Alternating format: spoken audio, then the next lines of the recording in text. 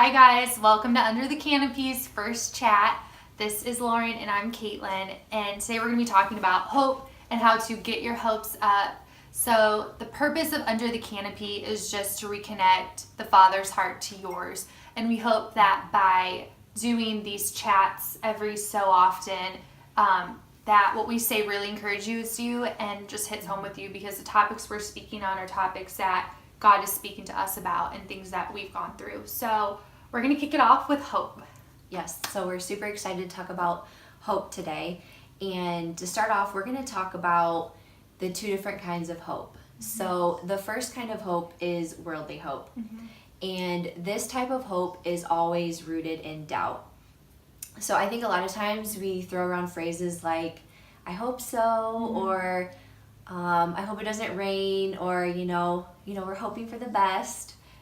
So I know we like to throw those phrases around a lot, and there's nothing wrong with those phrases, but we need to know that those phrases are always laced with doubt. You're right. And that's not the kind of hope that we actually see in the Bible.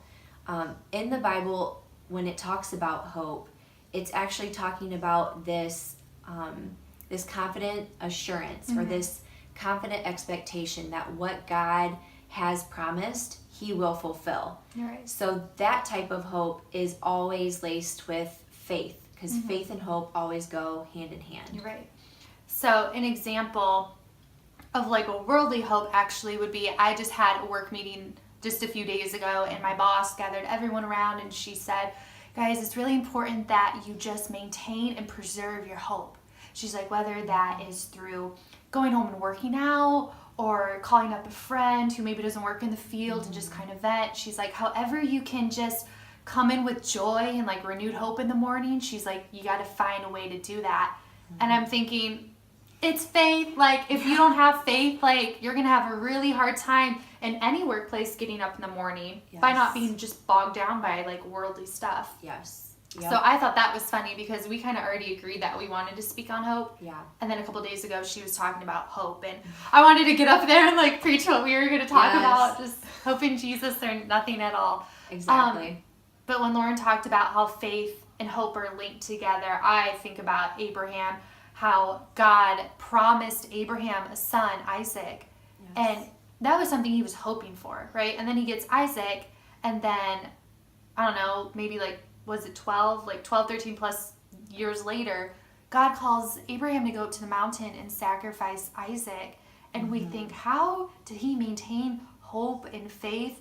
And it's ultimately because he believed that what God said, what God promised him, that he would bring to fruition. You know, if you're hoping in something, it's because it's something that's not seen, something that you don't have yet. So when he got Isaac and he was led up to the mountain, he had faith that even if he dedicated Isaac up to God and sacrificed him, he had faith that God could bring him back from the dead if he wanted to. Mm-hmm. So that is like, I feel like a prime example of how hope and faith were linked together. Yes. I love that story of Abraham and Isaac. And I think a lot of times we think like, I could never sacrifice my only child, especially a child that you had waited for so long. So I think in our own lives too, we think, okay, how do we get from this place of hopelessness to having hope like Abraham? And we believe it's three things. So the first thing is we need to know that Jesus is our hope. If we do not have that foundation, that Jesus is our hope, then our hope is always going to be rooted in doubt. So we need to know that Jesus came down from heaven, lived a sinless life.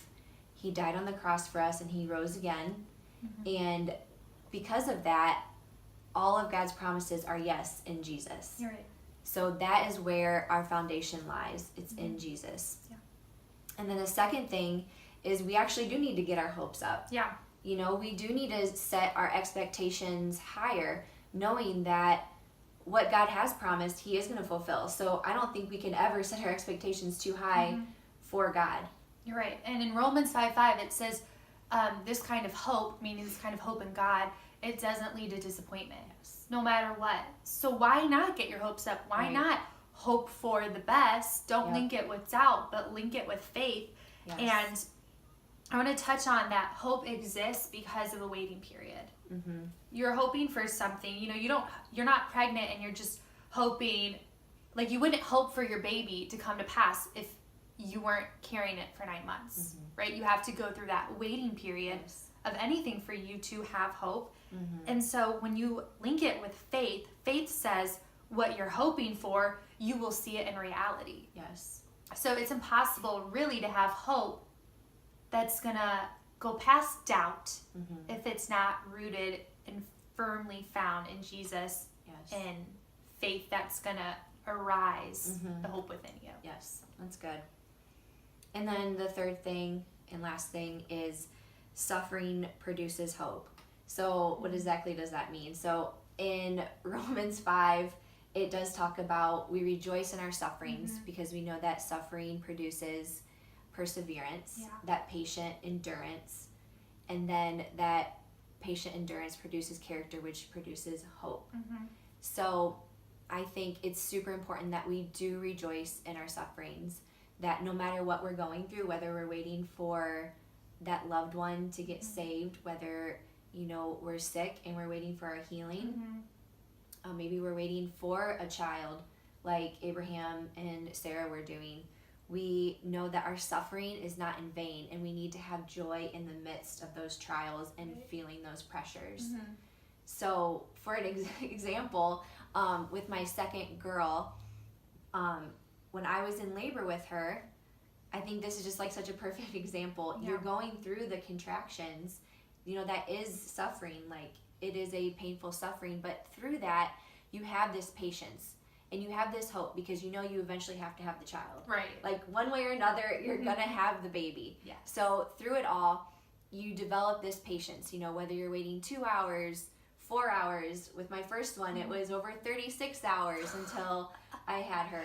But I remember in my labor, when I reached the point where my water finally broke, I just knew, okay, I had such hope because I knew the end was so close. And me and my midwives, we just began to praise the Lord and thank Jesus that okay, it's coming. Like I know my baby's gonna come. And then literally 5 minutes later, sweet Esme was born.